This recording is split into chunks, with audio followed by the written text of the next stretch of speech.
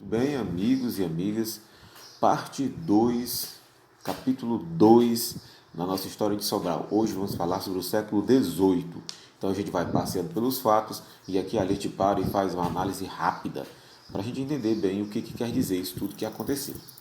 Então nós estamos aí ainda mapeando a história, juntamente com a história de Sobral, a história de toda a região do Vale do Acaraú e Serra da Ibiapaba, pegando os fatos mais pontuais, mais principais, para entender o que está acontecendo na região nesse momento. Preciso lembrar para vocês que, nesse momento, século XVIII, ainda não existem as unidades políticas, os municípios que existem hoje. Então você olha hoje para a região norte do Ceará, você olha hoje para a região da Ibiapaba, você vai ter várias cidades, vários municípios, cada um com sua história, mas se a gente observar bem, a história deles, quando você vai voltando para o século, principalmente o século XVIII, século XVII, tudo confunde, tudo mistura, tudo junta. Por quê? Porque nessa época a qual a gente está se referindo, não há ainda a delimitação dessas unidades políticas. Então, eu falo história de Sobral no século XVIII, eu estou falando de quê? Estou falando da Ribeira do Acaraú e da Serra da Ibiapaba. Então, está tudo junto nesse momento aí. Então, em 1712, chega a Meruoca o padre José Teixeira de Miranda para ajudar os índios Heriús, que eram os índios que habitavam aqui todo esse nosso sertão, esse Vale do Acaraú inteiro, e sobre a Serra da Ibiapaba, os índios Tabajaras, né? Então, o padre José Teixeira de Miranda ele vem ajudar os Heriús na construção de uma defesa contra os colonos da Ribeira do Acaraú. A Serra da Meruoca, não sei se vocês conhecem, ela fica ali próxima a Sobral, e os índios Heriús viviam ali e começavam a ser atacados pelos colonos brancos que estavam colocando suas fazendas ali, criando suas fazendas de gado na ribeira do rio Acaraú. Então os colonos começavam a perseguir esses índios para escravizar, para colocá-los no trabalho agrícola, perseguir as índias para tomá-las como esposas, tá bom? Então o padre José Teixeira ele vem e começa a construir uma espécie de redução, que era um local onde os índios eram catequizados e ao mesmo tempo colocados sob defesa contra esses ataques dos colonos, tá bom? Nesse mesmo ano, em 1712, chega também à Ribeira do Acaraú o padre João de Matos Monteiro, o famoso padre Matinhos, que era sobrinho do vigário da freguesia do Ceará Grande. Esse vigário da freguesia do Ceará Grande era o padre João de Matos Serra. Esse padre Matinhos, gente, ao que tudo indica, os registros que ficaram desse período, que ele não era muito flor que se cheire, né? Foi acusado em sua época aí de vários atos não muito legais para um padre naquele tempo e muito menos hoje. Então, mas ele vai ser importante, a gente vai ver aqui na história da região. Então, o que existia em termos eclesiásticos, né? Existia a freguesia. Freguesia, na época, era o termo que a gente usa hoje na Igreja Católica para paróquia. Então, o Ceará inteiro era uma paróquia só, que era a freguesia do Ceará Grande. Por quê? Uma vastidão de terra dessa ser apenas uma paróquia? Primeiro, porque não havia tantos padres disponíveis. O Ceará era subordinado a Pernambuco, tanto política como eclesiasticamente, ou seja, essa freguesia do Ceará fazia parte da diocese de Pernambuco. Quem deliberava as questões da igreja no Ceará era o bispo de Pernambuco. Tá? Então, em 1713, um ano depois, os índios da Ribeira do Acaraú se revoltam contra os colonos. O negócio está quente nesse momento aqui, entre índios e colonos, né? Contra os colonos e contra os padres que começavam a ocupar a terra. Os índios se zangam com essa galera e começa ali uma confusão muito grande. Então, essa resistência dos índios chegou ao conhecimento do governador de Pernambuco, que enviou para o Ceará o padre João Guedes, com a missão de evitar que os índios aldeados se unissem aos revoltosos. Uma parte dos índios já estava aldeada. O que é isso? Eles já estavam ali sob comando dos padres, estavam sendo catequizados, estavam reunidos em reduções, como já estava acontecendo na Ibiapaba e um pouco na Meruoca também. E a grande preocupação do governador de Pernambuco era evitar que esses índios que já estavam aldeados saíssem das aldeias e se juntassem com os índios que haviam se revoltado e o negócio escapasse completamente ao controle. O João Guedes, né, o padre João Guedes, quando chegou por aqui, ele descobriu que os colonos viviam em mancebia com as índias, ou seja, eles pegavam as índias, levavam para casa e as adotavam, entre aspas, como esposas, sem se casarem com elas. Daí a ideia de mancebia. Ele informou isso ao governador e o governador enviou uma carta pastoral orientando que as nativas, que essas índias fossem devolvidas às suas tribos. É lógico que os colonos não gostaram disso de jeito nenhum. Aí o padre Matinhos, lembre dele, o que ele fez? Ele se opôs à pastoral e entrou numa confusão com os padres jesuítas da Ibiapaba, né? Porque os padres jesuítas defendiam que a pastoral fosse obedecida. E o padre Matinhos não. Você percebe que o padre Matinhos está muito mais do lado dos colonos brancos do que dos índios. Em 1717 morre o padre Ascenso Gago, aquele lá que tinha vindo para Ibiapaba, estava lá ajudando lá na missão jesuíta, comandando, né, a missão jesuíta. Ele morre em 1717. Em 1722 o padre Matinhos é nomeado cura da Ribeira do Acaraú, né? Então a Ribeira do Acaraú recebe um cura. O que é um cura? É um padre encarregado de ministrar os sacramentos, fazer os casamentos, os batizados, as extrema-unção, as confissões, dar a comunhão, fazer as missas em toda a região da Ribeira do Acaraú. Cara, uma região muito grande. Então o padre vivia tipo andando de fazenda em fazenda, não há nenhuma cidade na região. Então o padre ele fica andando de fazenda em fazenda. Em cada fazenda que ele chega, vai batizar os meninos, alguns já estão grandes, já estão adolescentes. Ele vai batizar essa galera toda, vai fazer os casamentos, né? Vai fazer as confissões, vai dar as comunhões, depois ele vai para outra fazenda e assim sucessivamente. Tá? Em dezembro de 1723, é inaugurado lá na Ibiapaba, onde hoje é a cidade de Viçosa, o Hospício dos Jesuítas. Hospício não é que os jesuítas iam internar loucos na Ibiapaba, mas hospício vem aqui de hospedar. Era uma casa de residência dos padres jesuítas que, dizem os memorialistas, é a atual casa paroquial de Viçosa do Ceará.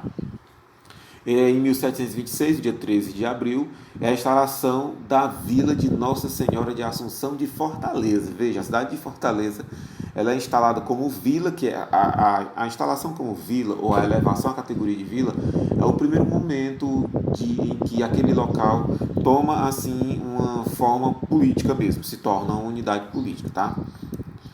Então, em 1746, depois de alguns anos de seca, né, iniciam-se os trabalhos de construção da igreja matriz de Nossa Senhora da Conceição da Caiçara. A Caiçara, o primeiro momento que a gente fala dela aqui, era uma fazenda instalada, né, uma grande fazenda de criação de gado, instalada nas margens do rio Acaraú. Essa fazenda foi considerada como o ponto inicial da nossa cidade de Sobral. Tá bom? Então, em 1746, começam os trabalhos de construção da igreja matriz. Afinal de contas, a Ribeira do Acaraú agora era uma freguesia, né? Ela não era uma freguesia, ela era um curato, né? Tinha um cura, tinha um padre que cuidava dela, então era preciso ter uma igreja matriz. E essa igreja matriz ela vai ser construída na Fazenda Caiçara, porque se entende que ela é o ponto central da Ribeira do Acaraú, geograficamente falando. Tá? E oferecia-se uma estrutura talvez mais adequada. Em 1756 é passada a escritura pública de doação de 100 braças de terra em quadro para a construção do patrimônio da matriz de Nossa Senhora da Conceição da Caiçara. A doação foi feita por Antônio Rodrigues Magalhães e Quitéria Marques de Jesus, que são considerados os fundadores, por isso, né? Porque doaram o patrimônio da padroeira de Sobral, eles são considerados, então, os fundadores da cidade de Sobral. Tá? Eu acho que eles nunca souberam disso, mas eles são considerados assim, pela memória local. Em 1757, no dia 3 de junho, morre, vítima de uma queda de cavalo, o senhor Antônio Rodrigues Magalhães, que foi o doador, juntamente com sua esposa, a dona Quitéria Maria, né, do lote de terras para iniciar o patrimônio de Nossa Senhora da Conceição e da Caiçara. Né? Ele morreu quando ele estava fazendo uma viagem em direção à ribeira do rio Canindé, quando ele ia visitar uma outra fazenda que ele tinha, chamada Fazenda Pindá. Ele levou uma queda do cavalo e morreu em decorrência disso. Em 30 de agosto de 1757, uma data importante para a história de todas as nossas cidades aqui da região, o bispo de Pernambuco, Dom Francisco Xavier Aranha, baixou uma provisão, um documento, né, legislativo, criando o Curato do Acaraú. Né? Aliás, criando o Curato do Acaraú, não. O Curato do Acaraú já existia né, desde 1722. Então, ele pega o curato do Acaraú e desmembra, ele divide o curato do Acaraú em 4 freguesias, que são elas: a freguesia de Amontada, freguesia do Coreaú do Sítio Macaboqueira, que corresponde a mais ou menos ali a atual cidade de Granja, no litoral, o curato de São Gonçalo da Serra dos Cocos, do qual o Ipu, a Guaraciaba do Norte, a Ipueiras, ali, o Ararendá, todos, o Carnaubal, todos faziam parte, tá bom? E a freguesia de Nossa Senhora da Conceição da Caiçara, né?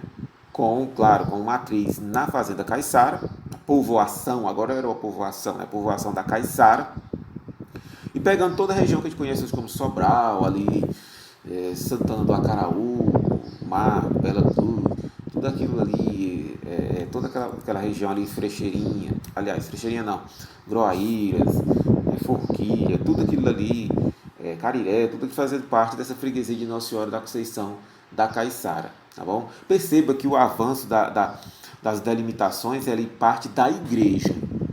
Tá? Sempre é criado primeiro a freguesia, depois aquilo é levado à categoria de vila. Tá?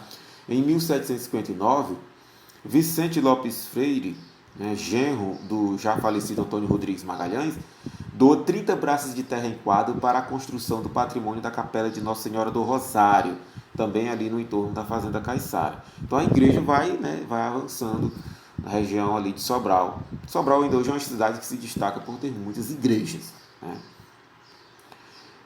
4 de julho de 1759 é o dia em que Bernardo Coelho da Gama Casco, ouvidor de Pernambuco, chega à aldeia da Ibiapaba, onde prende e manda para o exílio os padres jesuítas que dirigiam a missão da Ibiapaba. Por quê? Porque em 1759, quem estava à frente do Império Lusitano era nada mais, nada menos do que Sebastião José de Carvalho Melo, o famoso Marquês de Pombal, que implantou uma reforma ilustrada no governo português e expulsou os jesuítas de Portugal e de suas colônias. E, em consequência, né, os jesuítas que comandavam a missão da Ibiapaba, em Viçosa, foram expulsos.